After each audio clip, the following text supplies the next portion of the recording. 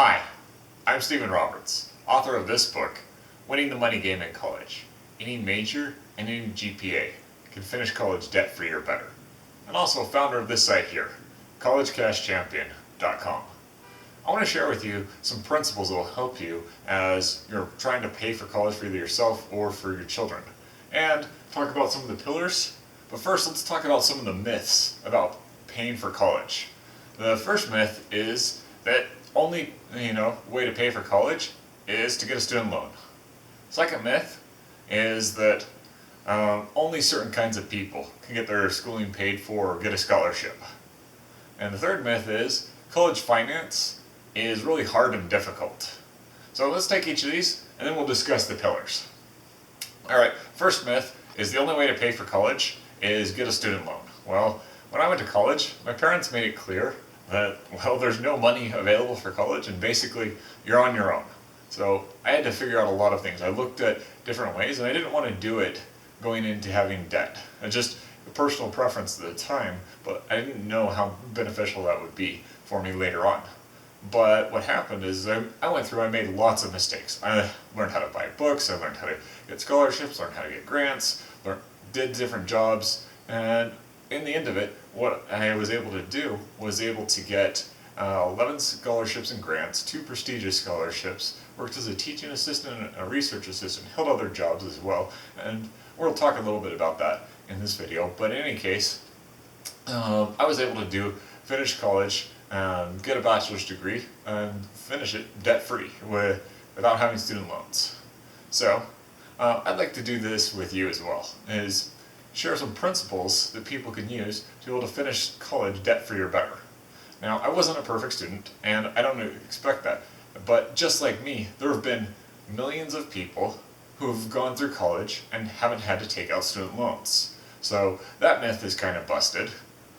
Second myth, that basically only certain kinds of people, they're the ones who get scholarships, or they're the ones who can get their schooling paid for. You may have heard some of these stereotypes yourself. Perhaps those with, quote, perfect GPAs or perfect students, or perhaps certain groups of people, whether it's ethnic or religious groups, those are the ones that get paid. Well, let's talk about that a little bit. First is, well, it may be true that one type of scholarship may be better for one person than it is for another.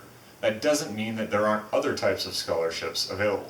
Second is that let's talk about what you may not even need a scholarship to pay for your schooling depending upon where you go and what resources you take advantage of in addition to scholarships. So it's not necessarily true, but only if you're looking at certain things. Now, I spell this out in my book as well, is that there are 3 types of scholarships that I describe. The first is a background-based scholarship. This would be like if you came from a certain part of the country or a certain high school and people before you had set up a trust or a scholarship. And that's really nothing you did, but it was based on the work of others. Or perhaps maybe it's your ethnic origin. That could be a background-based scholarship.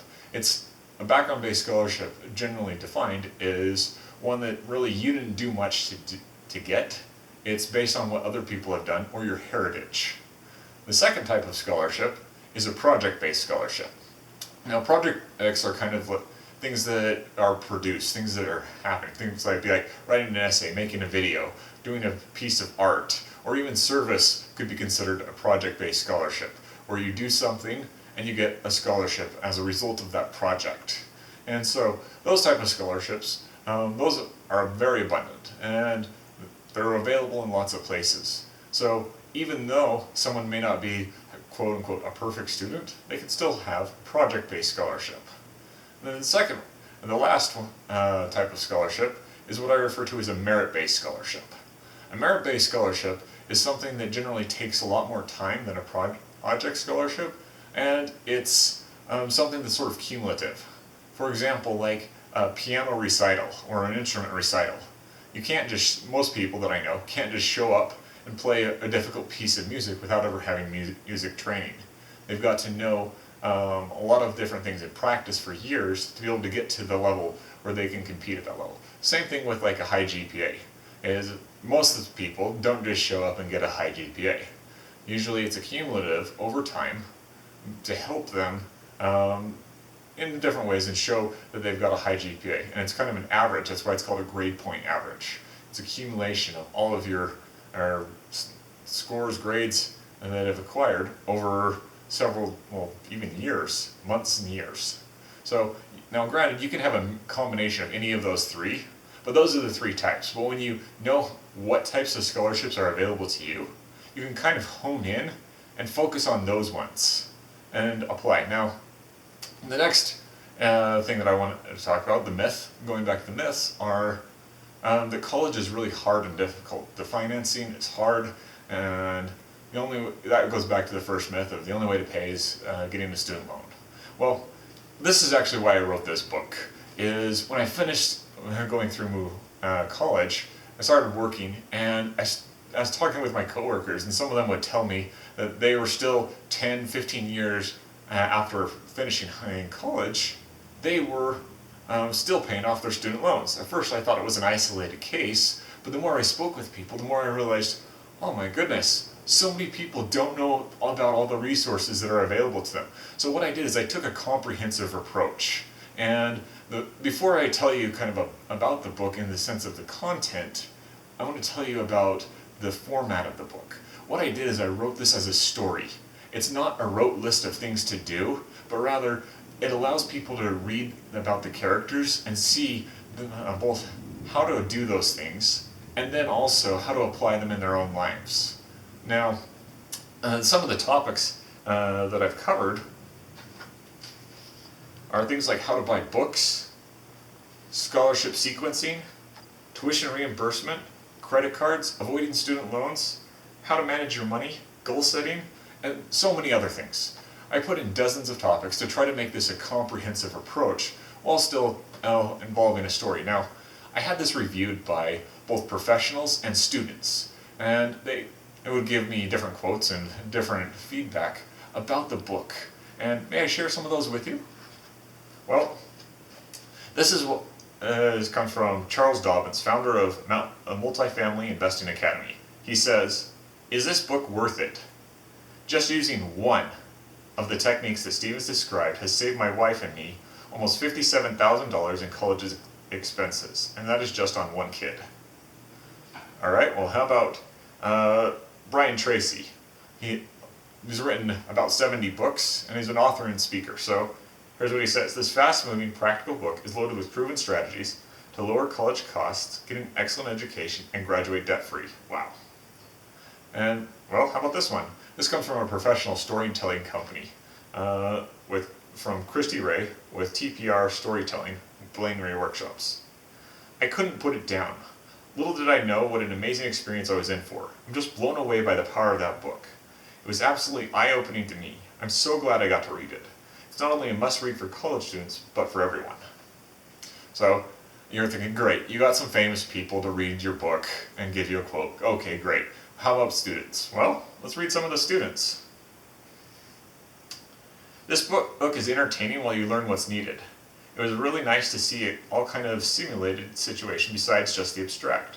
I couldn't wait to finish it because I want to see how the main character was able to solve his financial problems. It's a story that's fun to read, but I was also learning while reading the story and enjoying it." Tiffany Marvin Carr, student. Or how about, "This is the best how-to book I have ever read about college. Very well done. John Paul Cutler, student." I could share several other quotes with you, but let's get on and talk about the pillars of what I call is a college cash champion. In other words, what it takes to understand and be able to finish college debt-free or better. Well, this first one might come as a surprise to you, but it's manage expenses. And I put that one first as the first pillar because of the fact that no matter what income or how much income you have, if you don't know how to manage your income and your expenses, you can outspend it. You can never have an income high enough, you cannot outspend it. And so, like I mentioned, I took a comprehensive approach. I teach how to avoid student loans, how to avoid credit card debt, how to avoid other forms of debt, and managing the things. It's not a matter of so much of scrimping and saving although that could help in many situations for so many people. Rather, it's a matter of directing where your money goes and managing how you do that. So that's the first thing, is manage your expenses. Now, this brings us to pillar number 2, and that's increase income sources. Now, this is what I mean, is here we increase income sources. I tell you about the kinds of jobs you should get as a student that will help you out both now and later. I tell you about how to get scholarships, and I tell you about where to look for different types of grants, and also how to get your employer to help pay for your schooling potentially. So you need both of these. These two go hand in hand. You need to know how to first manage your expenses and know where your money's going, and second, increase your income so that you can pay for the college expenses, because with everything like books, tuition, class fees, lab fees, housing, rent, any type of things that you want in addition, cell phone, or even fund money, those need to be controlled within these two parameters, these two pillars. Now the third, this is set and reach your goals. Now what I mean by this is you need to be able to, in college, set both personal, academic, and financial goals.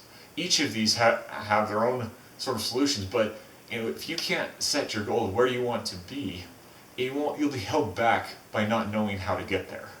And so setting and reaching your goals financially is you need to set up a goal of what you want to do. I teach people as part of the book how to have fun using the resources that are available to them. I teach them some of the ways to achieve their goals faster, better, and in a way that's actually simpler than trying to just save, or go blowing money. There's actually some better ways that don't leave you hanging in debt, but still allow you to have fun. And this is what I want to do, is this actually implements very well into these two. Knowing how to manage your money and setting a goal of destinations to get there. And the last pillar, this is something I'm big on, is systematizing. In other words, making things as automatic as you can so that you don't have to worry. I've created several systems that are described in the book on how to basically manage money, how to direct your money, how to channel and apply to scholarships faster and easier, so you don't have to spend tens and hundreds of hours maybe to apply to a scholarship. Rather, you can speed things up a lot faster if you just implement some systems that are established. Now, this is something that, these are the 4 pillars that anyone who really wants to finish college debt-free or better needs to implement in their life. If you don't, you'll be like the rest of the world, where what happens is the average debt for a 4-year degree is $29,000 in student loans, $4,000 in credit cards, and about $2,000 owed to family and friends, all in total of about $35,000. Now, a lot of students who get that amount of debt, that is less than they make in their first year out of college.